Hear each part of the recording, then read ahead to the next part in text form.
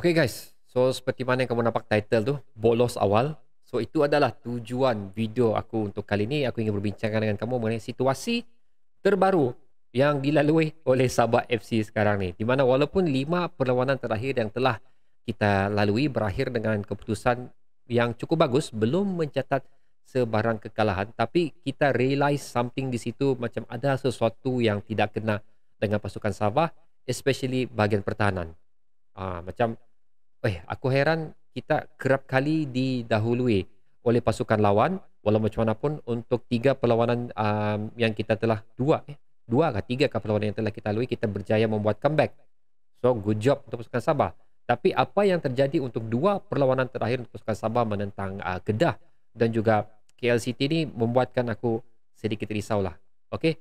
So, masalah kita untuk menjaringkan gol adalah satu hal juga. Tapi yang sudahlah sekarang ni agak sukar untuk kita menjaringkan gol.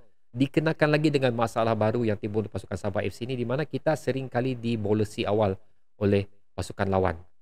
So aku benda ni macam perlu diberhentikan lah, macam perlu dicari masalah sebenarnya. Apa yang berlaku sebenarnya dari segi tactician, dari segi tactical kah, atau dari segi mentality kita punya player-player kah, ataupun Ong Kim Swee macam aku sebut tactical tadi, Ong Kim Swee ingin mencuba satu taktik yang baru kah? Tapi again 5 perlawanan terakhir yang aku tengok ni macam tidak ada sebarang perubahan yang dilakukan oleh Ong Kim Swee sebenarnya. Tapi banyak rotation saja yang dilakukan lah. So untuk video ni guys, tidak banyak ataupun video ataupun klip ataupun gambar yang akan aku share, cuma ada 2 saja yang aku ingin share sama kamu. So sebelum tu jom kita lihat 5 perlawanan terakhir untuk Sabah FC. Apa yang telah terjadi pada Sabah FC untuk 5 perlawanan terakhir. Okey, seperti mana kita nampak di sini, ini adalah keputusan yang telah berjaya Sabah FC lalui dengan keputusan yang cukup bagus sebenarnya. 3 menang dan juga 2 seri.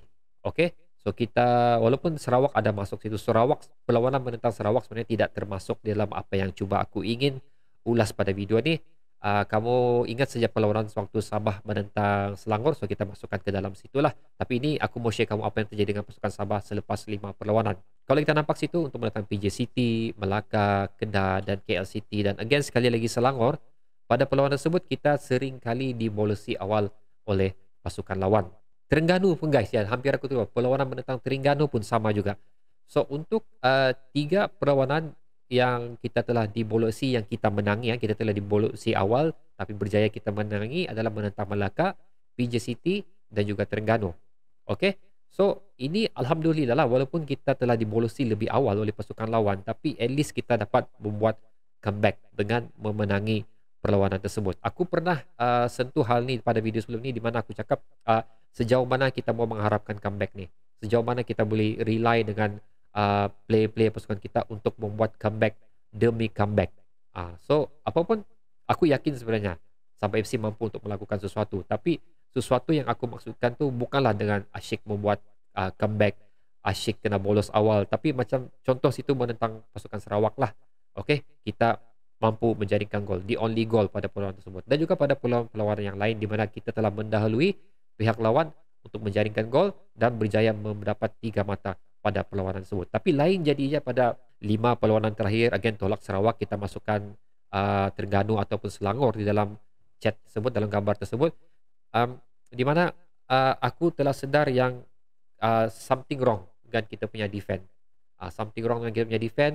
Lepas tu tim-tim pasukan lawan telah berjaya mencari ruang kosong ataupun kelemahan untuk pasukan Sabah FC, macam mana untuk menentang Sabah FC. Dan aku juga ada sentuh benda ni dalam video, di mana aku rasa pasukan-pasukan lawan telah jumpa kelemahan kita dan berjaya mengeksploitasikan kelemahan tersebut. Dan ini again terbukti untuk beberapa perlawanan yang telah dilalui oleh Sabah FC. So aku cukup risau untuk baki perlawanan yang bakal Sabah FC lalui. Kalau kamu aku share kamu sini, di mana akan datang pada 10 September kita akan menentang Selangor di Stadium Likas.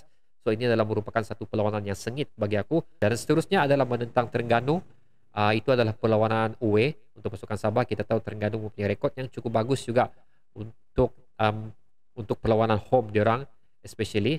Dan seterusnya Sabah akan menentang Penang. Itu adalah home match. Dan ini adalah bagi aku perlawanan yang okey lah, boleh lah, kita boleh 3 mata lah perlawanan ni. Dan seterusnya adalah Seri Pahang menentang Sabah. Tu Sabah akan bertandang ke Stadium Seri Pahang untuk perlawanan tersebut. Walaupun kita tengok Seri Pahang bukan berada dalam kedudukan yang baik di Liga Super, tapi kita kena ingat selepas uh, masuknya Dola Saleh dan Fandi Ahmad di dalam Seri Pahang, aku ada nampak perbezaan corak permainan yang ditampilkan oleh pasukan Pahang, di mana kalau kita tengok sendiri pun result keputusan Pahang lately ni, diorang not bad lah, memang diorang mendapat result yang cukup bagus sebenarnya. Dan sekiranya lebih awal lah, contohlah lebih awal dimasukkan coach baru untuk pasukan Pahang ni, Seri Pahang ni di awal persaingan Liga Super, aku yakin dengan persembahan dan potensi yang ada sekarang ni untuk pasukan Pahang ni, mereka boleh mampu berada di top 5. So itu yang kita kena jaga untuk pasukan Seri Pahang. Kita tidak boleh tengok macam cuba untuk tidak tengok rekod pasukan Seri Pahang sebelum diambil alih oleh Dola Saleh dan Fandi Ahmad. Kita tengok apa yang terjadi dengan pasukan Seri Pahang selepas Dola Saleh dan Fandi Ahmad masuk di dalam Seri Pahang. Dan kalau kita tengok perlawanan terakhir Sabah,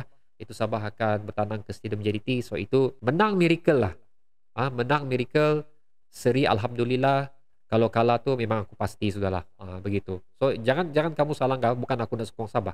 Aku mati-mati suka Sabah ni. Tapi again kena tengok on paper lah. On paper kena tengok reality lah.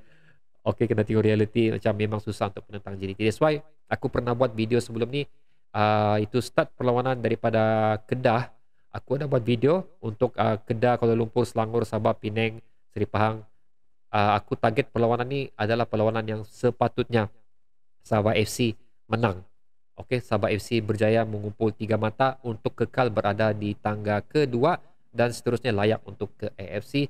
Tapi setakat ni kita baru mendapat seri pada 2 perlawanan. So baru berjaya mengutip 2 mata. So kita kena tetapkan jarak poin kita di antara Negeri Sembilan. Ini adalah list yang telah aku bagi untuk kamu untuk beberapa perlawanan yang pasukan Sabah FC telah dibolosi lebih awal daripada pasukan lawan. So again, kalau kita tengok sini Terengganu tu sebenarnya kita menang 2-1 lah. So itu pembetulan situ lah aku salah. Di mana kita telah dibolosi awal Terengganu pada masa kecederaan di separuh masa pertama. Pada minit ke-45 plus tu lah, 47 separuh masa kedua waktu kecederaan. Dan seterusnya sewaktu menentang Selangor kita telah didahului 3 minit. 3 minit sejak sepak mula terus kita kena gol. Walau macam mana pun kita berjaya membuat comeback pada perlawanan tersebut adalah hasil daripada gol yang dilakukan oleh Sadil Ramdhani. Dan bila kita tengok lagi perlawanan-perlawanan yang lain, perlawanan yang baru-baru ni, tu KL City kita telah dibolosi 5 minit pada minit ke-5, Kedah pada minit ke-7, Melaka pada minit ke-24 dan PJ City pada minit ke-34. So is either kita dibolosi di bawah 10 minit atau kita dibolosi di atas 20 minit. So itu sebenarnya. So bila kita tengok, ini pendapat aku lah, kita dibolosi lebih awal di bawah 10 minit. Reason dia adalah mungkin pasal baru mau panas badan, baru mau bilang orang itulah, baru mau macam yang warming up macam tu.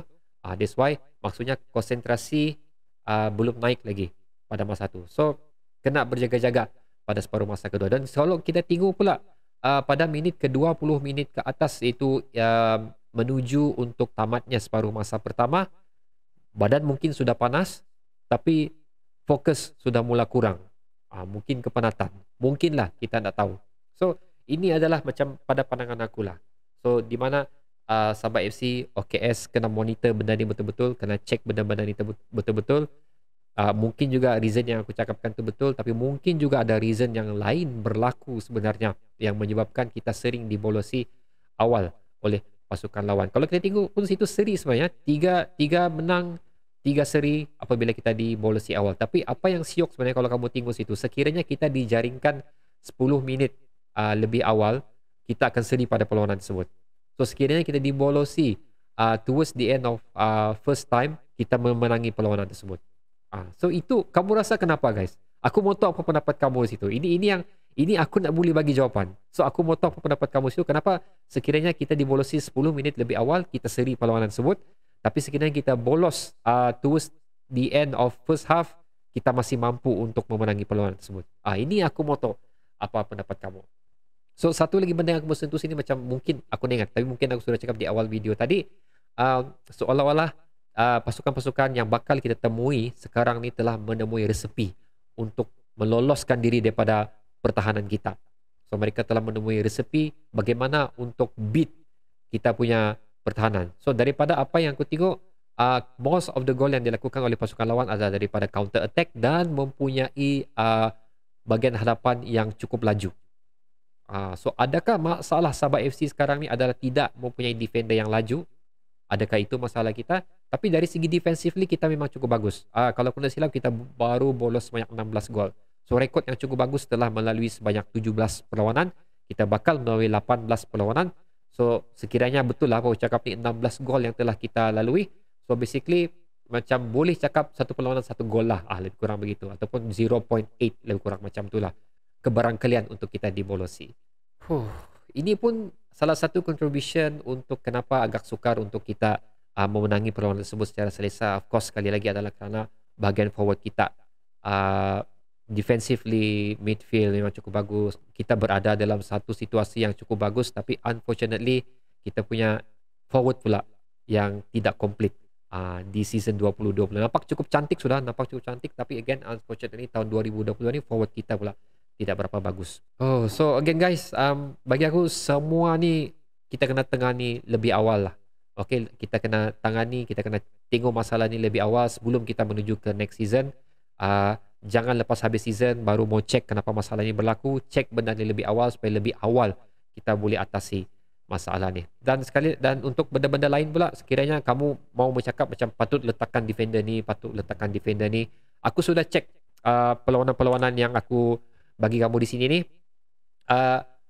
bukan OKS tidak meletakkan 3, kita biasa letak 3 defender kan. OKS tidak meletakkan 3 defender yang itu saja untuk perlawanan ni. Ada rotation telah dilakukan tapi still mendapat result yang sama. So itu pun kita kena fikir juga. So itulah guys perkongsian aku untuk masalah bolos awal ni. So ini adalah isu terbaru kita selain daripada ketiadaan penyerang atau penyudah yang tajam. So ini adalah masalah baru kita itu bolos awal dan perlu diatasi sebelum berakhirnya saingan Liga Super 2022 agar kekal berada di tangga kedua. Apapun top 5 pun cukup bagus, tapi aku mau tengok kita kekal berada di tangga kedua. So okay guys, itu saja perkongsian aku untuk video ni. Berjumpa kita pada video head to head untuk perlawanan menentang Selangor nanti. Assalamualaikum.